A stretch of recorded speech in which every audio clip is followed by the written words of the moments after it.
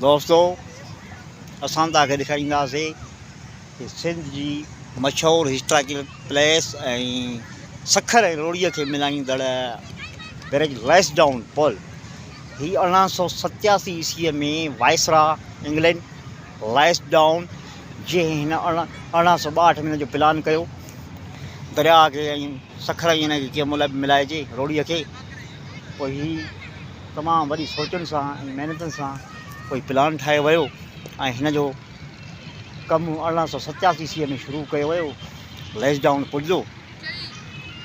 हिन जो जेको मटीरियल आहे नक्शो इंग्लैंड में तयारु कयो वियो ऐं जेके इंजीनियर हुआ उहे इंग्लैंड खां आया। पोइ जॾहिं हिन कमु शुरू कयो, कम जे दौरान हिते तक़रीबन 6 मिस्त्री जेके हुआ लेकिन कमु कंदे दरिया में किरी पिया ऐं उहे मौत जो शिकार थी विया, उन्हनि जी कुर्बानी थी। बहरहाल हिन जी ड्रैग आहे 241 मीटर ड्रैग आहे। ऐं जेको हिन जो राज़ इहो आहे त विदाउट पिलरनि ऐं वंगनि ते बिठल आहे। जेके हिन मथां वंग आहिनि न, उहो जे मथियां आहिनि, हीअ हिन जे वंगनि ते बिठल आहे। माने राज़ आहे वंगनि ते विदाउट पिलरनि जे। हितां ट्रेन बि गुज़रंदी आहे जेकी वज़नी आहे, ॾिसो था पाण। हिन में जेको आहे लो स्टील जो यूज़ थियल आहे, तमामु बहितरीनु नमूने स्टील जेको हिन में स्टील यूज़ थियल आहे उहा फॉरेन जी आहे। पर फॉरेन खां ई आयो हुई। 2 सालनि में ही तयारु कई वई। पोइ तयारीअ खां पोइ हिन पुल तां को बि ट्रेन गुज़ारण लाइ तयारु न हुयो। पोइ तॾहिं जे अंग्रेज़नि सोचियो, प्लान करे पोइ हुनखे ज़हन में आयो त हिकु सखर जेल में जमालो नाले हमरा फांसीअ मां उनखे असां शर्त ॿुधायूं था, जेकॾहिं ही हितां कामयाबु थी वियो, ट्रेन क्रॉस करणु बची वियो, त हुनजी सज़ा माफ़ कई वेंदी। जेको असांजो हाणे उहो जमालो गानो ॻायो वेंदो आहे, इहा तकलीफ़ हितां आहे हिन खां लैंसडाउन पुल खां।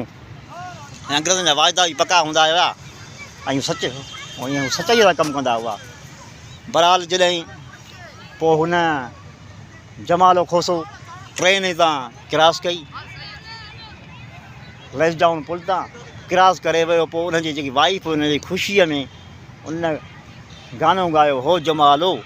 इहो हो जमालो जी बि तकलीफ़ हितां जी आहे, जेको हाणे अॼुकल्ह तमामु घणो सिंध में ॻायो वञे थो। हो जमालो, इहो हो जमालो, इहो जेको ट्रेन गुज़ारे वियो, जमालो खोसो, इहा उनजी ख़ुशीअ में उनजी ज़ाल जो हुयो, ज़ाल जो गानो ठहियलु आहे। बहरहाल हीअ असांजी सकाफ़त आहिनि, हीअ सचायूं हुयूं अंग्रेज़नि जूं जेके बि पुलियूं ठहियल आहिनि।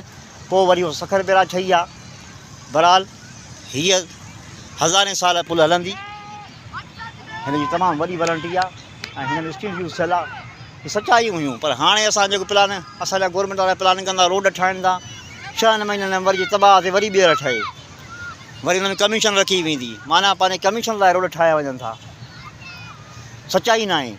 असांजे लीडरनि खे सोचो, 25, 30, 40 साल तव्हां 1947 में पाकिस्तान आज़ादु थियो आहे, ॿुधायो तव्हां कहिड़ा मनसूबा सुठा ठाहिया आहिनि? सभु 10 साल तबाह। गवर्नमेंट जी बिल्डिंग ठहंदी, स्कूल ठहंदा, सभु तबाह। हीअ सचाई हुई। पंहिंजे मुल्क सां सचा थियो, न त पछताईंदव। सिंध हली वेंदी, पछताईंदव। सचा थियो, न त तव्हांजा पोयां नसुल ऐं असांजा इहे लोड़ींदा। बराए महिरबानी करे तव्हांखे लीडरनि खे रिक्वेस्ट आहे, सचा थियो, सचाईअ सां कमु कयो। जेके बि कंस्ट्रक्शन कमु थियनि था उनखे बहितरीनु नमूने कयो। छॾे ॾियो कमीशन सिस्टम खे। ॾिसो था न अंग्रेज़नि जी सचायूं, एजुकेशन सिस्टम जेके बि आहिनि, परियों सखर बिराज उनखे केतिरा दरवाज़ा लॻाया विया आहिनि। अञा उन ते एजुकेशन सिस्टम हले थो। पूरे पाकिस्तान में जेके बि आहिनि रेलवे सिस्टम बहितरीनु नमूने बंदि उन्हनि जा। असां छा कयो आहे पाकिस्तान खे आज़ादी, तक़रीबन 70 साल थी वियो पाकिस्तान आज़ादु थियण जे, त को प्लान ॿुधायो। ही सचाई हुयूं अंग्रेज़नि जूं। हर माण्हू में अंग्रेज़ फॉरेन सम्झो सचाई आहे। नान मुस्लिम बि थी पंहिंजे मुल्क सां सचा आहिनि। पर असां हिते ॾिसंदासीं पाड़े खे ज़मीन भली आहे, कब्ज़ो, पंहिंजे सिंधियुनि खे नुक़सानु ॾींदासीं, को प्लान महिनत न कंदासीं, ग़लति सोचूं, हिक ॿिए खे नुक़सानु ॾींदासीं। बराए महिरबानी करे हिक ॿिए सचा थियो। सभु सिंधी भाइ रहियूं ऐं सोच हिकु कयूं। हर हिक जो फ़र्ज़ु आहे असां पंहिंजी सिंध खे सुधारियूं ऐं सचा थियूं। इंशाअल्लाह ताला सभु गॾींदासीं। ऐं असांजी लीडरनि खे रिक्वेस्ट आहे, बराए महिरबानी करे, इलेक्शन बि थी रही आहे, त जीअं जेकी हुकूमत अचे बराए महिरबानी करे हाणे कमु कयो सचाईअ सां, त जीअं असांजी सिंध ऐं माण्हू असांजा बुख न मरनि, अॿोजड़ा। असांजी सिंध सोन आहे, ज़रई एग्रीकल्चर असांजी लैंड आहे, तमामु वॾी असांजी प्रोडक्ट आहे। हर हिते फ्रूट सब्जी थिए ऐं हिते तमामु वरी मिनरल्स आहिनि। महिरबानी थींदी इंशा ताला असां गौर कंदासीं हिते। जीए सिंध जीए देश।